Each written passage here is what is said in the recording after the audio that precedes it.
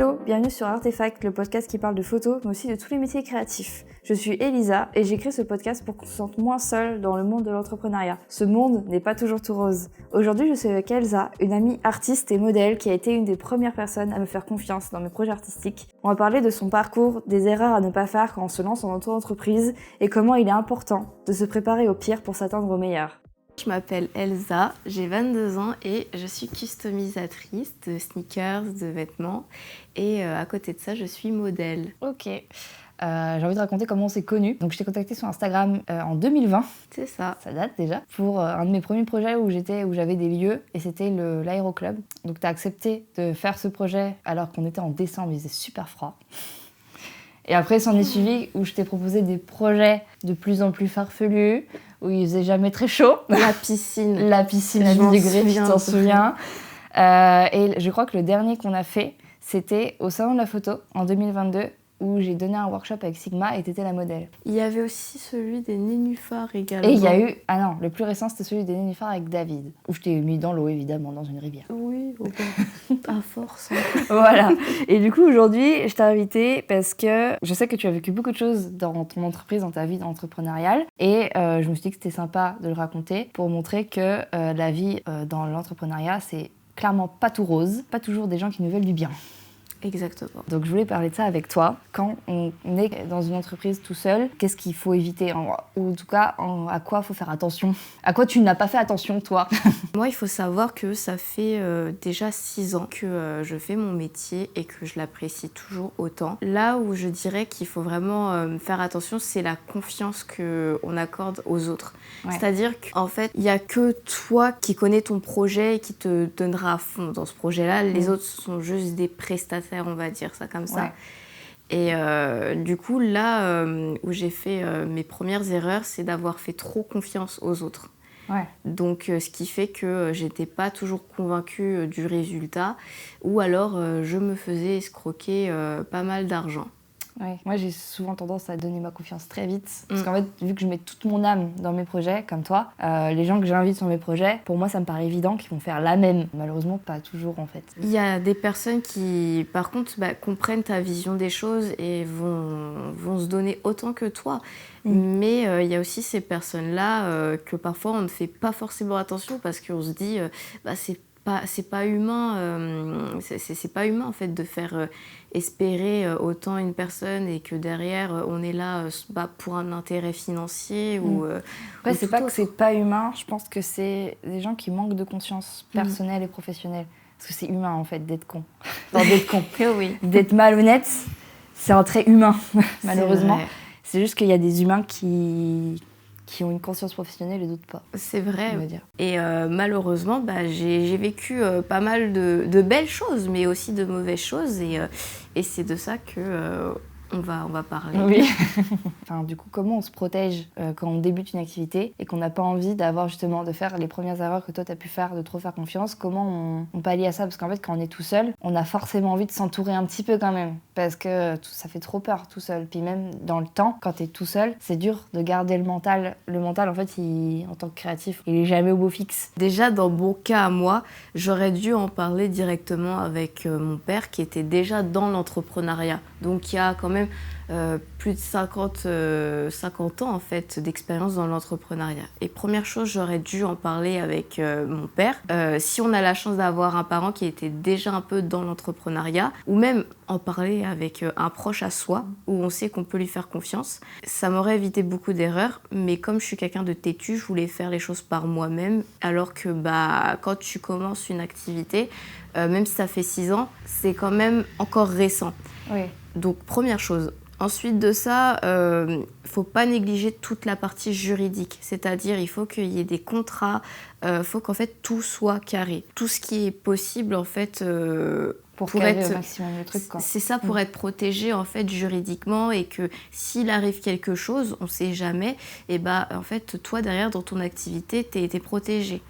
Et ça c'est vraiment le plus important, parce que je sais que on néglige beaucoup cette partie-là, étant donné que Pas beaucoup de personnes aiment s'occuper de la partie juridique, ouais, la paperasse, les papiers. Ouais, ouais c'est ça. Moi, c'est vrai qu'après, on m'a déjà posé la question. Moi, j'ai des contrats pour mes particuliers, les séances particuliers, par exemple. Et on m'a déjà posé la question de, en fait, ça refoule pas les gens, le contrat. Et j'ai jamais eu de personne qui, face au contrat, m'a dit finalement, Elisa, je suis plus intéressée, ça me fait trop peur ton truc.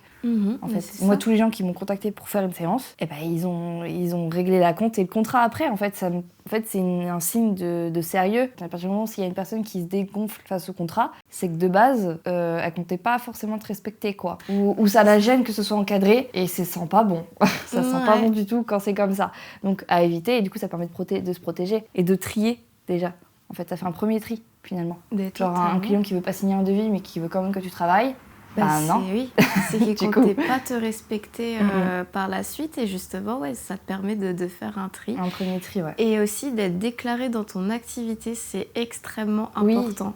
Oui. J'avoue que moi, je me suis déclarée peut-être trop vite. Mais ça, c'est un autre sujet sur un autre podcast que j'ai fait avec un ami.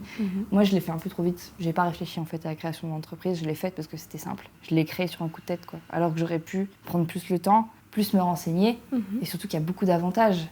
Si tu te renseignes beaucoup, tu peux vraiment avoir des aides, tu peux avoir beaucoup de choses que je n'ai pas faites. Donc pour les gens qui veulent créer une entreprise, renseignez-vous bien assez. Parce que clairement, moi par exemple, j'ai pas pris le bon chemin dès le début, quoi. Mais je me reconnais beaucoup dans ce que tu dis. Donc il y a beaucoup de gens qui peuvent proposer ce genre de formation-là. Et c'est hyper enrichissant en fait, même si c'est gratuit de créer une entreprise, les erreurs du coup qu'on peut faire super facilement. En fait, le truc c'est que quand on crée une entreprise, si t'es pas au courant d'un truc, si tu te fais attraper, nul n'est censé ignorer la loi. Donc en fait, t'es fautif dans tous les cas si t'es pas informé. Donc le mieux à faire, c'est de s'encadrer dès le début et pas de le faire sur un coup de tête comme j'ai pu faire.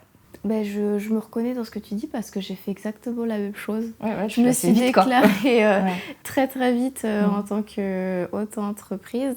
Et du coup, en fait, je suis passée à côté de beaucoup d'avantages que je pouvais avoir quand tu débutes.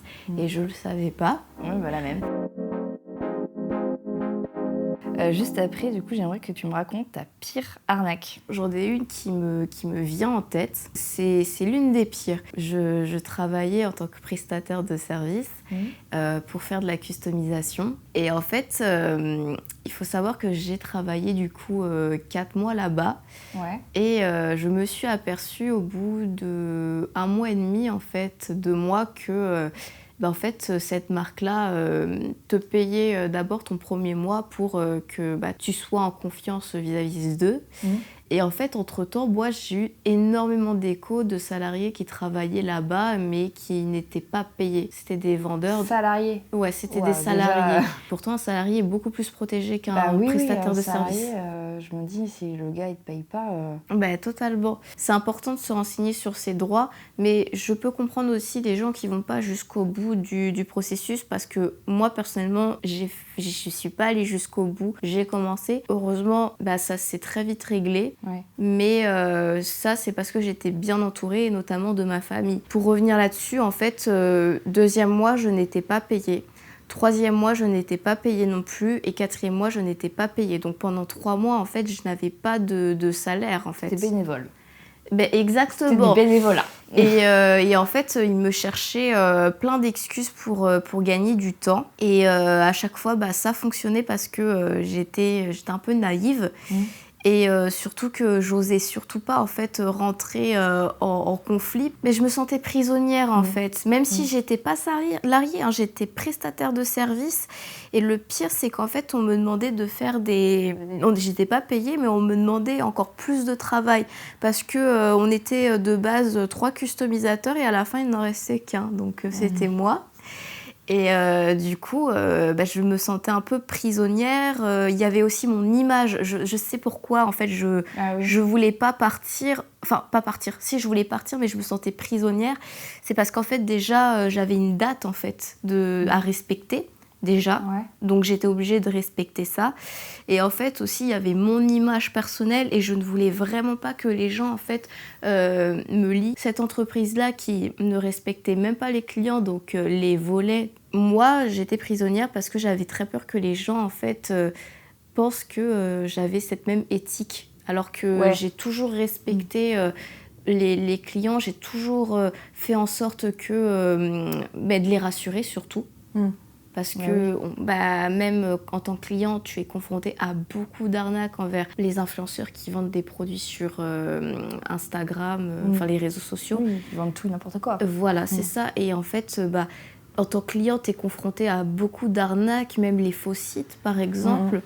Et du coup, tu n'es pas trop rassuré. Donc moi, c'est vrai que je me mets beaucoup de pression sur mon image en tant que marque. Et moi, mon éthique, en fait, c'est de faire en sorte que les clients aient satisfait et que si c'est pas le cas, on va trouver une solution ensemble. Ça m'a beaucoup stressée. Du coup, pour répondre à ton conseil que je peux donner en fait par rapport au stress qu'on peut avoir sur le fait que on n'a pas été respecté sur son travail, c'est qu'en fait se dire, c'est dur, hein, mais de se dire que tout le monde n'est pas comme ça en fait. C'est-à-dire que c'est pas parce que tu as une mauvaise expérience que toutes les entreprises sont mauvaises et qu'on va pas te respecter, qu'on est là que par intérêt. C'est dur après de voir le bien quelque part quand tu as beaucoup de mal autour de toi. C'est sûr. C'est ça, mais je pense que tu es d'accord avec moi. Il ne faut pas généraliser en fait toutes ces expériences, surtout les mauvaises, parce que c'est un traumatisme en fait. C'est devenu un traumatisme que je sais que j'ai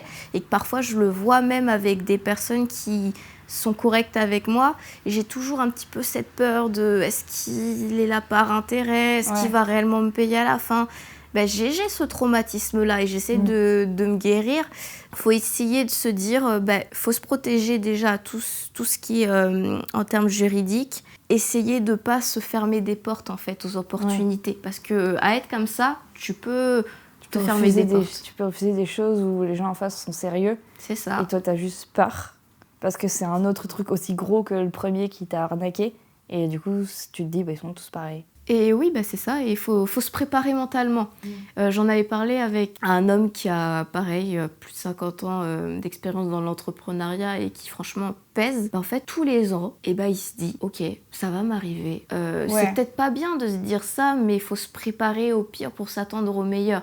Il y a un peu deux écoles. Il y a ceux qui sont positive vibe, attitude à fond. Quitte à tout masquer, genre. C'est ça, mais en fait, t'es dans un déni parce que ça peut quand même t'arriver, tu vois. Tu ne te le souhaites pas, mais tu te prépares quand même mentalement. Tout à fait. C'est ça. Donc ça t'évite d'avoir un stress et lui-même, en fait, ça lui arrive et que parfois il a du stress, mais il se dit tout le temps, OK, ça peut m'arriver. Il se prépare mais tu t'as déjà tâté le truc que si ça arrive, c'est pas un énorme truc qui te tombe dessus, même si on ne veut pas que ça arrive, mais au moins t'es déjà prêt à rebondir, entre guillemets. Exactement. Alors que si ça te tombe dessus, c'est plus long pour rebondir. Pour rebondir dessus, tu sais, on en avait déjà parlé, il y a eu une période où tu étais très très bas dans le moral, tout ça. Et du coup, j'ai envie de savoir comment tu as fait pour repartir tout simplement. Et justement, te conditionner à savoir que ça peut retomber, mais que tu seras préparé du coup pour pouvoir rebondir encore plus vite et plus haut après. C'est une très bonne question parce que faut savoir que de février jusqu'à septembre, c'était une période très compliquée. Financièrement, c'était compliqué, psychologiquement aussi. Et j'avais des objectifs que je n'arrivais pas à atteindre. Et en fait, même si je me donnais tous les moyens du monde pour y arriver, ça n'arrivait pas. Et en fait, le meilleur conseil que je peux donner par rapport à ça, c'est surtout de bien s'entourer en fait. C'est d'être le plus transparent possible avec les gens de confiance, ta famille, tes amis également, parce que parfois en fait t'as besoin d'aide. Demande de l'aide autour de toi, il y a forcément des personnes qui vont te tendre la main et c'est ce que j'ai fini par faire, même si dans les premiers mois j'étais un peu dans un déni. Pareil, je suis un peu quelqu'un de têtu, je voulais essayer de m'en sortir par moi-même, tu vois. Oui, je suis un peu comme ça aussi. Mais ça marche pas parfois comme ça et en fait la vie elle te le rappelle et elle te gifle.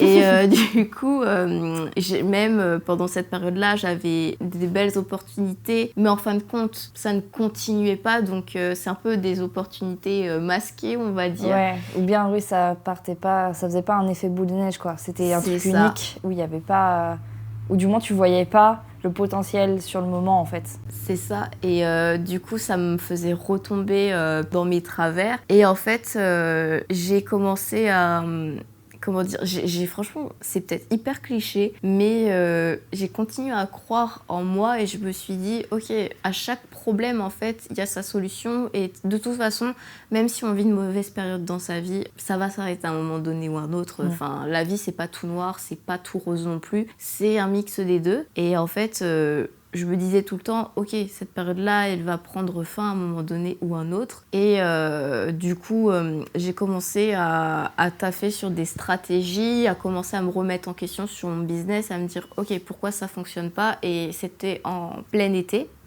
Et en fait, il faut savoir que l'été, en tout cas, moi, dans mon domaine, et ben en fait, l'été, je n'ai pas forcément beaucoup de commandes parce que les gens vont en vacances c'est normal. Et moi, ma période forte, en fait, c'est Noël, souvent.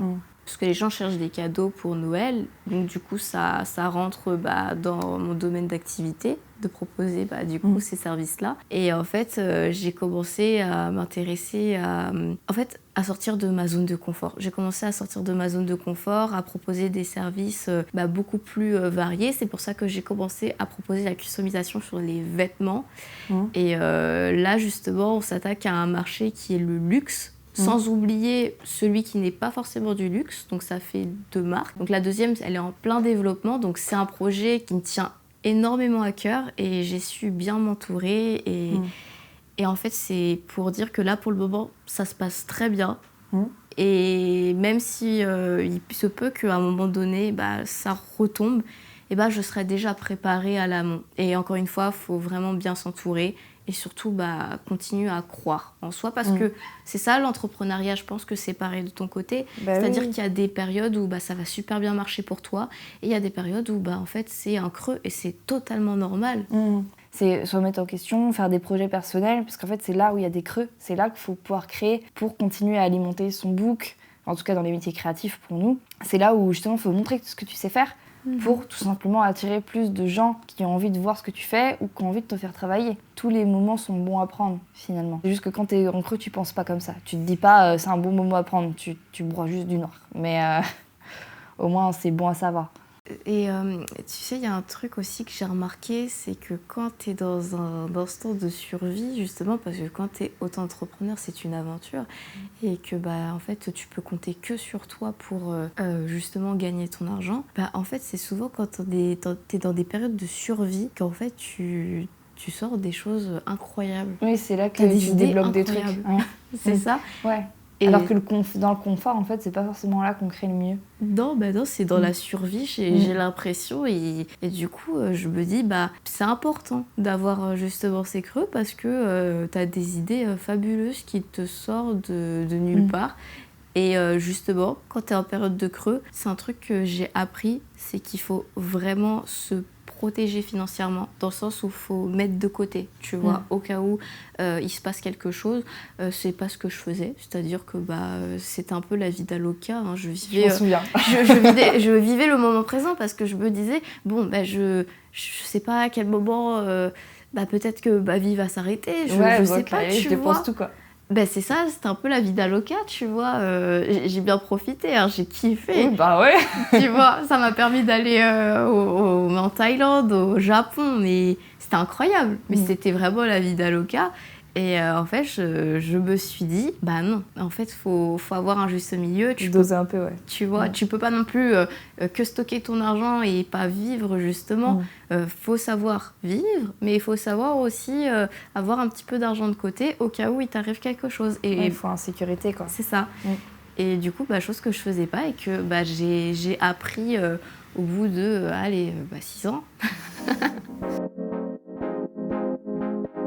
Comment vivre avec l'incertitude financière en tant que créatif? Mais ça, en fait, j'ai mis en tant que créatif dans ma question, mais c'est pour tous les freelances. C'est comment tu peux garder l'envie de créer, genre être toujours stimulé, mais alors que tu as un gros stress financier derrière. Genre ça, en fait, je me dis qu'il y a des créatifs où ils peuvent pas être libres de créer parce qu'ils sont trop ils pensent trop à justement l'argent, genre réussir à payer le loyer, à payer les courses. Et en fait, ça peut justement tout miner le moral, et du coup miner ta créativité, en fait. Et du coup, quand t'es dans un milieu créatif où il faut que tu sortes des trucs de toi-même, en fait, t'as plus d'énergie, t'as plus de moteur dans ton métier. Alors qu'en tant que créatif, si t'as pas l'idée, y a rien, tu vois. Oui, totalement. Et ça, c'est super angoissant. C'est pour ça qu'il y a plusieurs, dans ma tête, il y a plusieurs types de freelance. Il y a des freelances qui sont créatifs et du coup qui doivent sortir quelque chose, qui doivent créer des choses qui viennent d'eux.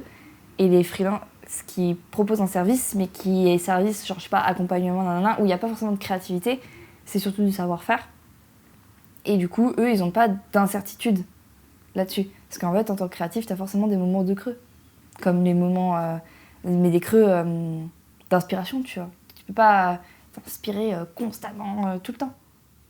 Totalement, mais je pense qu'il faut accepter déjà. C'était le comment vivre avec ça.